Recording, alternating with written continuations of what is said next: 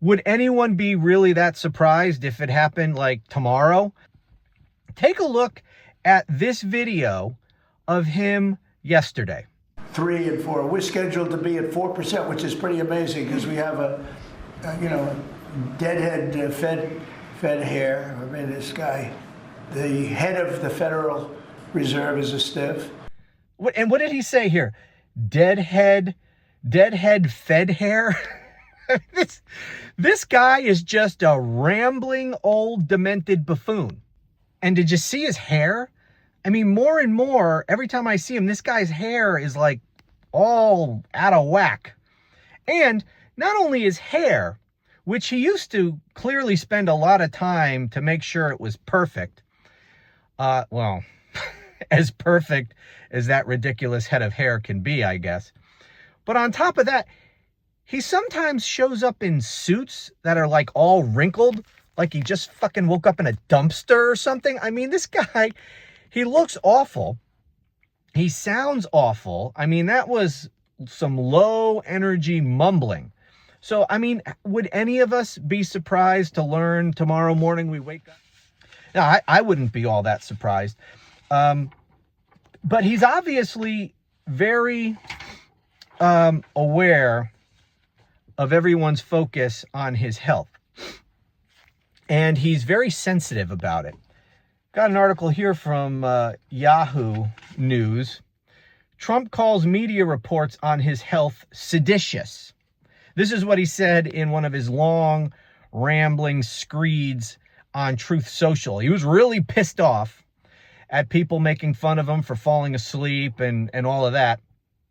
Let me read a little of this. U.S. President Donald Trump has blasted media reports questioning his state of health as, quote, seditious, perhaps even treasonous, sparking pushback Wednesday by one of the major outlets behind the stories.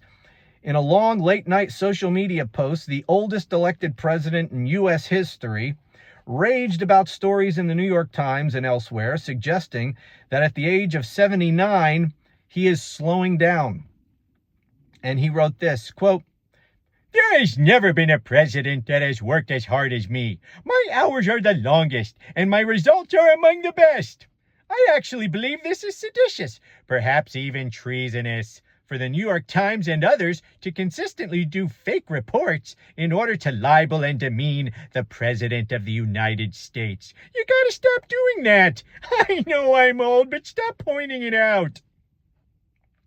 Anyway, the Republican added that he had been through long, thorough, and very boring medical examinations and had been able to ace cognitive tests that he claimed other presidents had not taken. Yeah, there's a reason they didn't take them, you dumbass, because they are seriously concerned with your increasingly demented brain. There's something seriously fucking wrong with you. That's why they're doing the tests. And your cognitive tests, these aren't IQ tests, you fucking moron. These are tests designed to see how bad your fucking dementia is. All right? That's what it is. So bragging about acing your cognitive tests, not quite the flex you think it is. We're all laughing at you, you fucking buffoon. Anyway, so he is very, very sensitive about that, obviously. And, you know, he could barely stay awake. He's constantly falling asleep. You saw him last week at that cabinet meeting. Do they actually discuss like anything serious at these cabinet meetings? Because I have seen no evidence that that happens. They just look like performative round table ass kissing. They just literally, Trump sits there and they take turns going around the table, seeing who could kiss his ass the most. And usually he eats that shit up. But last time, he could barely even stay awake for the ass kissing. You know it's bad when he can't stay awake to hear people kiss his ass. He lives for that. Anyway, and you hear MAGAs brag about the cabinet meetings that he has? They were like comparing the number of cabinet meetings Trump has had to the number of cabinet meetings that Biden has and had. And apparently Trump has had more cabinet meetings so far in his presidency than Biden did. But they're not actually meetings. They're kiss-ass festivals. Anyway, but his staff, I saw an article this morning where staffers have been leaking, anonymously, about his falling asleep constantly. And they're all like in a state of panic about it because he does it all the time. They never know when this SOB is going to fall asleep, and they don't know what to do about it. I mean, if he's at a cabinet meeting, they don't want to like nudge him awake. I mean, so what do? They don't want to embarrass him, because that won't go well for them. If they wake him up, sir, you got to wake up. You're falling asleep. They're going to be out on their ass. They're going to be fired like that. But what do? They just let him sit there and fucking sleep? And then, get subject to all the ridicule from basically everyone making fun of this old buffoon. And what they're reporting is that Trump is yelling at his staffers. After having fallen asleep, he's all pissed off and he's taking it out on the staff. And so they're walking around on eggshells. They don't know what the hell to do. I suggest a cattle prod. Or, just rig his seat up.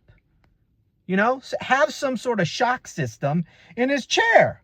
It seems like a simple solution to me. Every time he starts falling asleep, press the button. I don't know. I think it's a good idea. I'd like to see that. Anyway, so they're freaking out about him falling asleep all the time. And I saw another article today about his hand. Because he's frequently showing up with Band-Aids on his hand, and he cakes that makeup on. Like, you're not fooling anyone, dude. Just stop with the fucking makeup on the hand. Just have the Band-Aid. We all see it. We all see right through that makeup. You're not fooling anyone. Just like your orange fucking makeup with the little line on the side of your face that goes from, Oompa Loompa number 9 to your pasty white skin. You're not fooling anybody. Maybe bring a professional makeup artist in there. I mean, at least blend that shit. I mean, do something. You're not fooling any damn body. Anyway, the question raised by this article is, what the hell is taking the hand so long to heal? Because it's been like, I guess this latest Band-Aid situation, it's been like for a solid week with the Band-Aid. What's taking so long for the hand to heal? If this is just an IV thing, or maybe the bruising is just so bad. I don't know. They're still sticking with the, his hand's bruised from all the handshaking.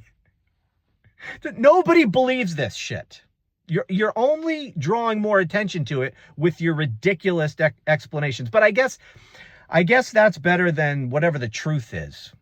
Because whatever we're getting, it's not the truth. So maybe they figure these stupid, lame-ass explanations that nobody buys for half a second, maybe they figure that's better than what the truth would be.